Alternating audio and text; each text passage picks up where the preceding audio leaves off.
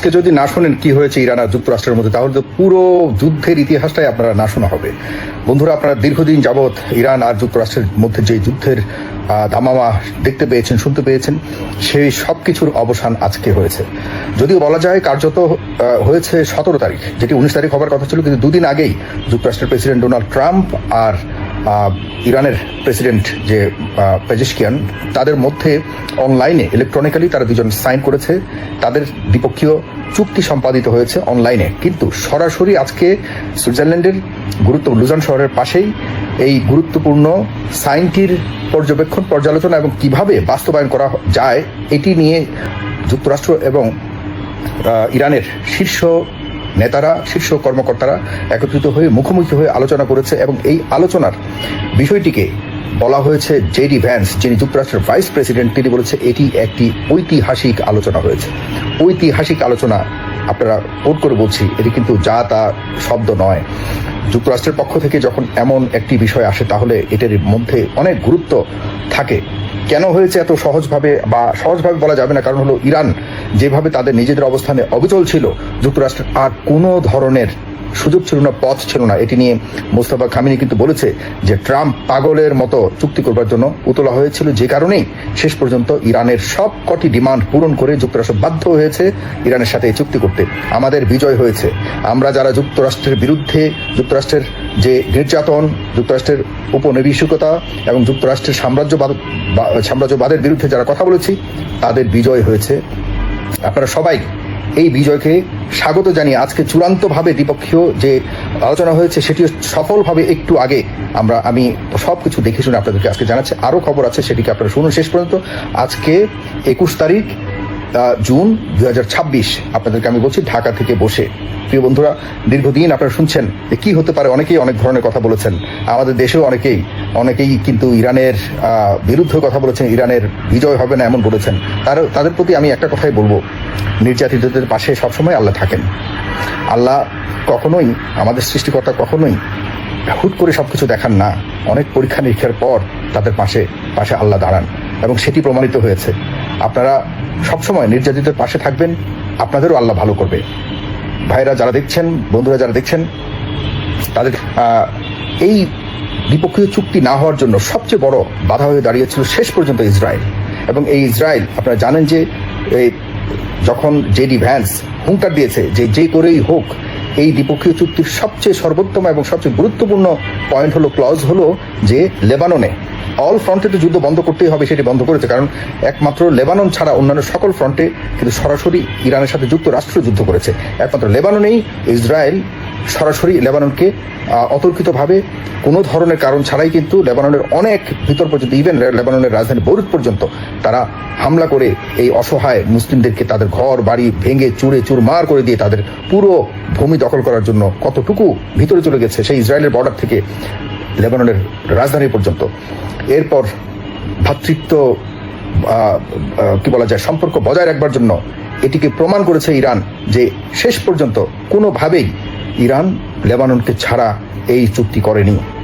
এই যুদ্ধবিরতি লেবানন এবং ইসরায়েলের সাথে যুদ্ধবিরতি তারা একবার কার্যকর করেছিল, ঠিক একদিন পরেই, 24 ঘন্টা না যেতেই আবারও ইসরায়েল লেবাননের সাথে যুদ্ধ শুরু করেছে, লেবাননের উপর আবারও আক্রমণ শুরু করেছে। শেষ পর্যন্ত গতকালকে লেবাননকে হুঙ্কার দিয়ে জোর করে বলেছে যে যদি লেবানন এই যুদ্ধ বন্ধ না করে বা আক্রমণ বন্ধ না করে, তাহলে যুক্তরাষ্ট্রের সাথে তাদের বিশাল বিরোধ তৈরি হবে।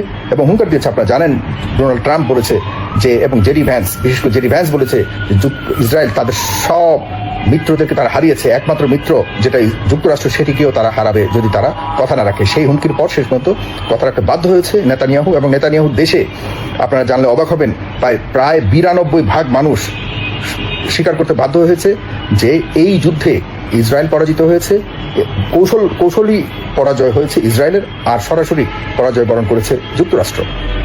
কারণ যুক্তরাষ্ট্রের সামনে মিড টার্ম ইলেকশন। যুক্তরাষ্ট্র, আপনার মাথায় রাখবেন, যুক্তরাষ্ট্র ভেবেছিল, নেতানিয়াহুর ফাঁদে পড়ে ট্রাম্প ভেবেছিল মাত্র 3 দিনের মধ্যে এই যুদ্ধ শেষ করে তারা বাড়িতে ফিরে যেতে পারবে। সেটি আজকে 4 মাস গড়িয়েছে এবং এখন এসে বুঝতে পেরেছে ডোনাল্ড ট্রাম্প যে এটি তার মস্ত বড় ভুল ছিল এবং যুক্তরাষ্ট্রের প্রায় 90% মানুষ বলেছে এটি সবচেয়ে বড় একটা ব্লান্ডার ছিল।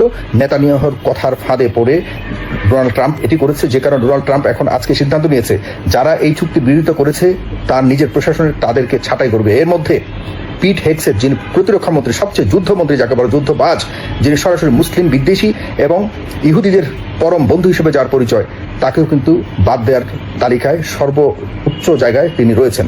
সুতরাং ডোনাল্ড ট্রাম্প কিন্তু এখন পাগলাট হয়ে গেছে। তার দরকার হলো এখন ইরানের সাথে এই চুক্তি, না হলে তার সামনে বড় বিপদ আছে এবং যে রিপাবলিকান পার্টি তাদেরও মহা বিপদ খুবই সন্নিকটে।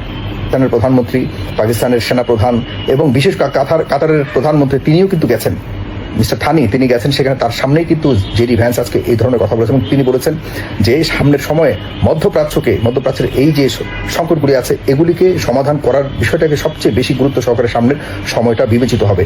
আগামী 60 দিনের মধ্যে কিন্তু আপনারা মনে রাখতে হবে এই পর্যালোচনা কিভাবে বাস্তবায়ন করা হবে সেটি আগামী 60 দিনের মধ্যে কিন্তু আলোচনা হবে। এর মধ্যেই যত ধরনের লেনদেন আছে, মানে যে ডিমান্ডসগুলি আছে ইরানের, সেগুলোকে পূরণ করতে হবে, না হলে কিন্তু যুদ্ধ বিরতি এবং এই যে চুক্তি এটি লঙ্ঘিত হবে।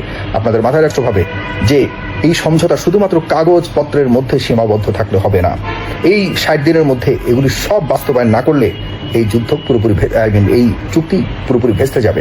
তার মানে যতগুলো ডিমান্ডস চাওয়া হয়েছে ইরানের পক্ষ থেকে, এগুলি সবগুলিকে যদি পূরণ না করা হয় এই 60 দিনের মধ্যে, তাহলে পুরো চুক্তি এগুলি পুরোপুরি বাতিল হয়ে যাবে। মানে বিশেষ করে পশ্চিমা শক্তি, বিশেষ করে যুক্তরাষ্ট্রের প্রেসিডেন্ট ডোনাল্ড ট্রাম্প শুরু থেকে যেসব কথা বলেছে যে ইরান এটা করেছে, ইরান ওটা করেছে, ইরানের এই সমস্যা, ইরানের ওই সমস্যা, সবগুলি সমস্যাকে সে সমাধান করার কল্পেই কিন্তু এবং ইরানের ডিমান্ড মোতাবেক সবকিছু সমাধান করবে। বিশেষ করে আপনারা জানেন যে ইরানকে দীর্ঘদিন যাবৎ স্যাংশন দিয়ে তাদেরকে কোণঠাসা করে রাখা হয়েছে এবং তাদেরকে কিন্তু একরকম সারা পৃথিবী থেকে বিচ্ছিন্ন রাখা হয়েছে। এই বিচ্ছিন্ন রাখার হুমকি এবং ইরানকে একদম পুরোপুরি ধূলিসাৎ করে যাওয়ার হুমকি, সব কিছুর বিপরীতে ডোনাল্ড ট্রাম্প অবস্থান নিয়ে ইরানের জনগণের ইচ্ছার প্রতিফলন ঘটিয়েছে এবং ইচ্ছা সফল হয়েছে, এটি আজকে গালিবাফ স্পষ্টভাবে বলেছেন।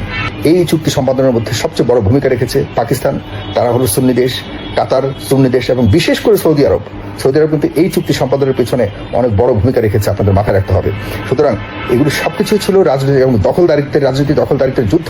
সেই দখলদারিত্বের যুদ্ধ থেকে উঠে এসে ইরান মাথা উঁচু করে যখন দাঁড়াবে, ইরান আমি বিশ্বাস করি আমাদের সুন্নি সম্প্রদায়কে তারা কোনোভাবেই পিছনে না, তারা পাশে নিয়ে, কারণ হলো তারা প্রমাণ রেখেছে লেবানন থেকে শুরু করে প্যালেস্টাইন, গাজা থেকে শুরু করে বিভিন্ন ফ্রন্টে যেসব মুসলিম, মানে শিয়া সুন্নি না, মুসলিম সম্প্রদায়ের যারাই ছিল তাদেরকে তার নিরাপদ রাখার জন্য শেষ পর্যন্ত লড়াই করেছে এবং সেই লড়াই বিজয় লাভ করেছে।